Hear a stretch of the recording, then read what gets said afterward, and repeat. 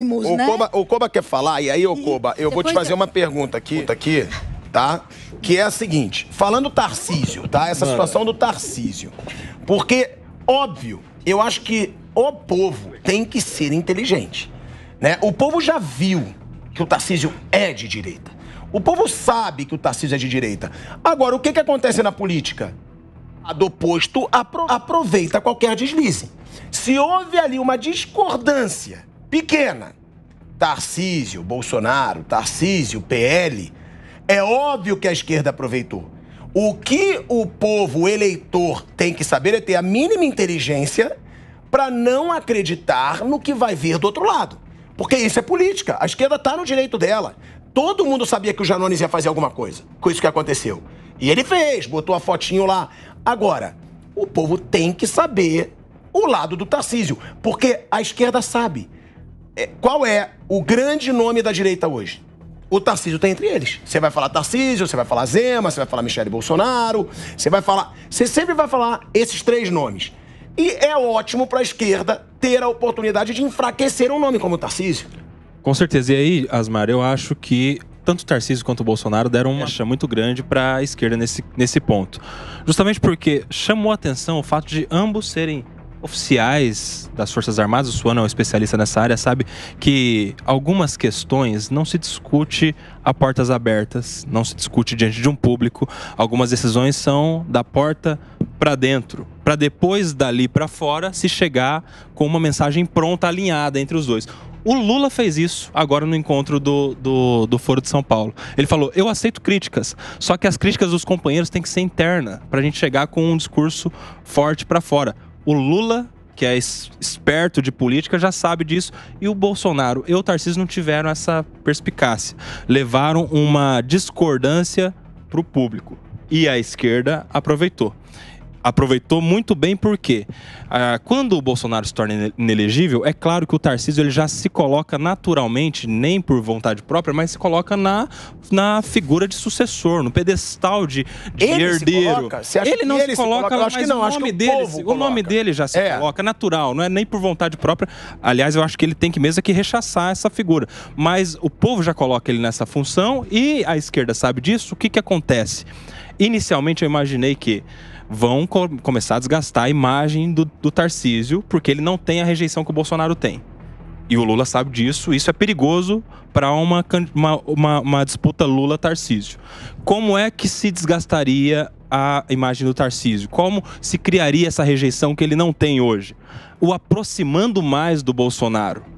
Ou seja, o Tarcísio que tem os votos dos bolsonaristas e tem também os votos de centro-direita, um voto mais moderado, o jeito de desgastar e de fazer com que ele perca popularidade é tirando os votos de centro-direita, do moderado, falando que o Tarcísio é um bolsonarista, falando que o Tarcísio ele vai fazer o que o Bolsonaro manda, é radical e é extremista e tal. Mas nessa oportunidade que o Tarcísio e o Bolsonaro deram, o que a esquerda fez? Tirou o voto pelo outro lado, pelo outro canto começou. Tirou o voto mais extremista da turma bolsonarista. Porque agora se pregou uma imagem de racha entre Bolsonaro e Tarcísio. O Tarcísio passou a ser um companheiro. O Tarcísio passou a alguém que não é fiel ao Bolsonaro, é desleal ou qualquer coisa desse tipo. Ou seja, Bolsonaro e Tarcísio fizeram certo agora em se reunir, em alinhar as diferenças e mostrar que estão unidos. Mas eles têm que tirar esse aprendizado. O Nelson. As decisões mais difíceis devem ser tomadas de dentro para fora e o discurso tem que chegar alinhado para o público, não fazer outros atos como esses que aconteceram. A Bárbara tá louca pra falar, eu vou te dar a palavra, só dá rapidinho pro Alessandro, que aí a produção tá falando. O Alessandro entrou só pra ele falar o que ele pensa sobre essa situação. Alessandro, você já chegou no debate mais forte, que é esse possível racha, né, no PL. Tem realmente um racha? Não é um exagero? E aí o Nelson levanta essa situação. É óbvio que a partir do momento que o Bolsonaro tá inelegível, a esquerda vai procurar minar quem? As pessoas que podem ser suas sucessoras numa futura eleição com Lula, que já falou que quer a reeleição. Já até citou o Biden, que pode ser presidente mais velho. Então, é óbvio, vai tentar haver um desgaste das figuras mais fortes da direita que podem suceder o Bolsonaro.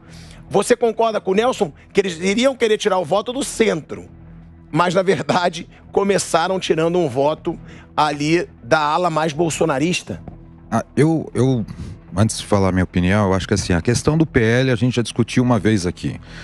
O PL não é um partido tradicionalmente bolsonarista. Ele tem uma base muito grande de deputados já segmentados em todos os setores. Não é um cenário que a gente possa falar que seja extremamente bolsonarista como nós tínhamos no antigo partido dele. Então, o racha seria natural. Eu já escutava anteriormente que já poderia ter uma migração grande dentro do PL, isso eu já escutava, porque não é uma base tradicional bolsonarista. Então, dizemos assim, é diferente, por exemplo, assim, que todos os que foram eleitos fossem bolsonaristas. Aí sim, nós falaríamos de racha. Já num partido como é o PL, que é mixigenado em vários setores, são pessoas que ganharam a eleição, mas não tem ligação nenhuma com o Bolsonaro. Quem faz a coalizão disso é o Valdemar da Costa Neto, ainda com uma cisão muito difícil de organizar esse grupo. Quanto maior o grupo, maior a dificuldade de ele organizar isso. Agora, em questão do Tarcísio, eu acho assim, o Tarcísio, ele vai no momento descolar de Bolsonaro.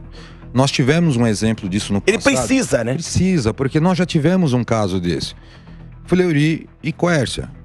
O Fleury era o homem do Quércia. De repente o Fleury entra no governo, começa a desmanchar a Banezer, começa a fazer algumas coisas, e aí ele se distancia do Quércia e se desloca para frente. Foi uma tendência natural naquele momento, até que estava tendo um movimento do governo Collor. Mas aí eu concordo com o Suano. Eu acho que tem que ter também o lado da gratidão. Não, mas eu sou grato. Eu acho que ele pode ser leal. Eu acho que ele pode ser leal sem ser um fantoche. Não, é isso. A lealdade pode ser leal, que ele deve ser, na minha opinião. Ser mais gradativo, mas natural. Mas agora seria um. Aliás, mas agora foi como foi colocado. Ele tem uma situação que é assim. Então tá envolvendo o sistema arrecadatório paulista. Você vai tirar da origem para colocar no destino. Qual vai ser o critério? População ou destino? Pô, a perda de receita do Estado é absurda. Ele tem que ir lá, ele é gestor. Ele é um possível candidato forte a assumir uma frente pró-presidência de direita. Pode ser um grande líder da direita. Sim, eu acho que essa versão de construir com Tarcísio uma direita não tão radical, mas uma direita consolidada é o caminho. Eu acho que é aí que vai acontecer. Mas eu acho assim, essa questão de usar esquerda, isso é normal. É lógico, vai sempre usar. É normal. Eu vi a entrevista do Jardones. Ele, de uma certa forma, ele falou, nós ganhamos nos fatos, mas perdemos para a retórica com a direita. Nós perdemos de lavada. Ele falou isso no programa que ele participou. Ele falou, nós estamos tomando de lavada da direita. Bárbara, eu vou te perguntar o seguinte, pra gente chamar o nosso Felipe Campos, que eu vou querer também saber a opinião dele sobre esse assunto. Tá? Eu vou querer também saber a opinião dele sobre essa situação Tarcísio e Bolsonaro, e depois ele vai trazer aí esse assunto do Neymar, né? As polêmicas envolvendo o Neymar, a amante aí falando agora que tem lei de atração, que ela fez ali lei de atração, então a gente vai trazer tudo isso. Agora, você queria falar, e eu te pergunto o que tá aí embaixo, de novo. Racha. Eu acho que racha é o querer passar. Eu sei. Eu acho que a palavra racha, é claro que ela quer ser usada pela esquerda. Agora, essa situação, Bolsonaro, Tarcísio, isso prejudica a oposição e o futuro da direita? Ou você acha que não, que pode até beneficiar o futuro da direita? Eu não acredito que o PL esteja rachado ao meio. Eu vou levar em consideração o que o Alessandro disse. O PL é muita gente. Na reforma tributária, 1 a cada 5 votos foi a favor do governo, 20 votos foi a favor do governo. E a gente estava comentando, Marcelo, que política é negociação, é conflito, mas política também é símbolo. E aí entra a foto e o agradecimento do Janones, falando muito obrigado, companheiro Tarcísio. E o Tarcísio, ele está fazendo algo que o Haddad não fez em 2018, quando foi nas urnas contra Bolsonaro. Está buscando uma certa independência. A gente fala de lealdade. O Tarcísio, ele fez parte do governo Dilma no DENIT, algo bem técnico. Bolsonaro fez ministro. Tem a questão da lealdade, mas tem a questão da independência que a gente está falando, sem ser fantoche. E o Haddad cometeu esse erro em 2018, que não foi em um período da campanha se descolar do ex-presidente Lula, que agora é presidente. Então, o Tarcísio, hoje, ele se mostra como um natural coletor desse espólio que o Nelson estava falando. Vamos lembrar que São Paulo, o deputado está aqui ao meu lado, maior colégio eleitoral do país. Tem 40 milhões de habitantes, 35 milhões de eleitores. Na reforma tributária, a Gisele disse muito bem, São Paulo pode ser o maior beneficiado, assim como o Alessandro pontuou. Então, São Paulo como Estado. Como Estado. Agora, nós somos o Estado que mais municípios irão perder. Por exemplo, só a cidade de São Paulo vai perder 15 bilhões de reais. A cidade de Campinas vai perder 800 milhões de reais. Por isso que eu quero colocar que o Tarcísio, ele está sendo um articulador. Por isso, ele está sendo o moderado que o eleitorado do Bolsonaro sentiu falta. E quem está de olho na inelegibilidade do Bolsonaro? Vários nomes. Zema, Tereza Cristina, Michele, temos também o Ratinho Júnior. Então, só para eu finalizar, só um segundo. Só para eu finalizar, tem muito mais sobre não só o Tarcísio assumir esse protagonismo moderado, que é um nome muito bem avaliado pela direita, mas presidência da Câmara.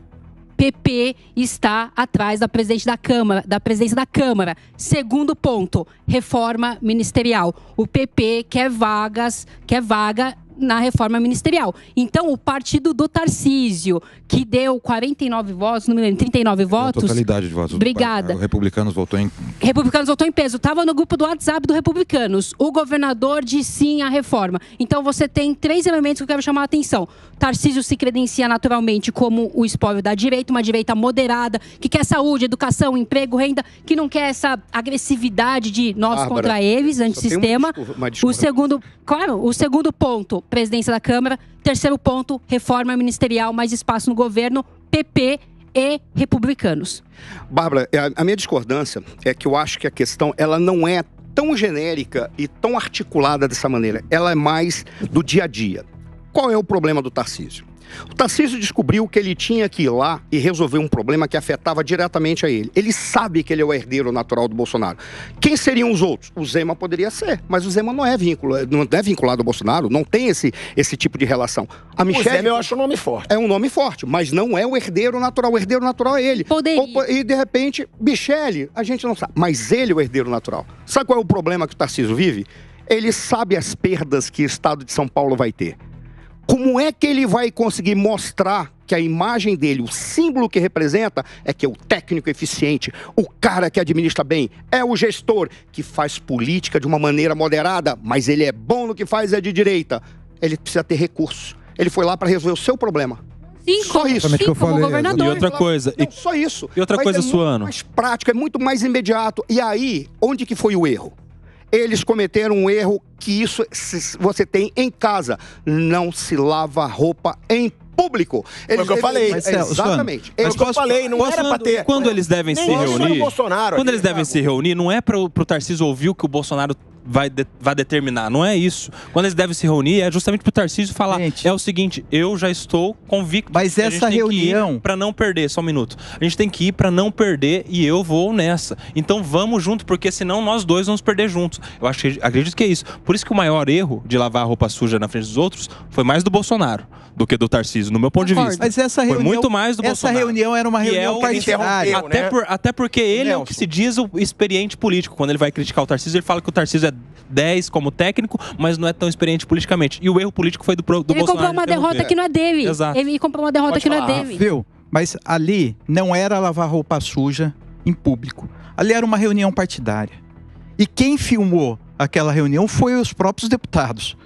Então não teve, ali a reunião deveria em tese ser fechada. Não, eu concordo, mas era uma reunião com microfone. Mas com muita gente, né? Ok. É óbvio que vai vazar, vai vazar. É óbvio que alguém vai filmar. Mas sim, mas entre parlamentares. Mas entre parlamentares. E aí, é natural que, seja de direita, seja de esquerda, é natural que exista um debate e exista uma discordância. Concordo. Isso não significa que o Tarcísio deixou de ser de direita porque discordou do Bolsonaro ou vice-versa. Mas tem um detalhe. Não, o negócio foi se expor. O que a gente está criticando é isso, era expor a situação. Eu entendo o que o deputado falou, porque ali era naturalmente fechado e era um debate que deveria ocorrer. Exato. Mas tem um detalhe. Esse que é o detalhe significativo. O senhor, como político, como deputado, sabe que o senhor tem adversários que estão no outro campo ideológico ou partidário. Mas o seu inimigo está dentro do partido, está do seu lado, porque é o cara que quer puxar o seu tapete para pegar o seu cargo. Ali, os dois tinham que ter clareza de que eles não poderiam estar dando margem, tanto o Bolsonaro quanto o Tarcísio. Eles já deveriam ter feito uma reunião sozinho, trancado no banheiro, ter quebrado a cara um do outro e dizer que os dois escorregaram. Não teve nada, muito pelo contrário. E aí eles chegam diante do partido, porque no partido já tem gente que vai estar dizendo assim, eu quero pegar essa herança. Isso vai ao encontro que a Mônica Bergamo, de um outro meio de comunicação, falou, que depois que o Bolsonaro se torna inelegível, o PL contabilizou um aumento de potenciais prefeituras para o seu partido, um aumento de prefeituras. Sim, a avaliação até do Bolsonaro não sair mais candidato, até ficou, o Lula até ficou, ele não se mostrou tão feliz com o resultado. Na política é um problema. Porque ele precisa de Bolsonaro como o Lula, como o Bolsonaro precisa do Lula. Os dois precisam do antagonismo. Agora, você tirou um, automaticamente... Justamente porque é um antagonismo de rejeição, que o Tarcísio não tem esse elemento. Exatamente, enfraquece. Hoje, o Bolsonaro, como cabo eleitoral, é muito mais forte nesse processo eleitoral, que pode dar diferença. Você pode ver, você não viu um comentário do presidente Lula sobre isso. Ele até se deu um pé para trás para não comentar, porque não era o que ele queria. Porque ele preferia que Bolsonaro saísse candidato, porque é aquela questão, você faz de novo o dualismo. Os lados da moeda. Exatamente. Os dois lados da moeda. Então não é... Eu acho que dessa história toda do Tarcísio, eu acho que foi... Eu não vejo isso como lado negativo, eu acho que foi um crescimento muito grande. Você jogou ele num quadro... Você jogou ele como uma pessoa independente, eu concordo plenamente. Ele foi disso que eu quis dizer aquela hora aqui. Ele foi lá porque vai perder o estado de São Paulo. Sim. Se você colocar somente no destino, a região Nordeste é o que mais compra da região Sudeste. Agora, você vai levar por questão de habitantes, a região Sudeste ganha. Então, o Haddad já falou, vai ter que ter um meio termo aí, porque não dá para pôr um para outro, porque senão continua do jeito que tá.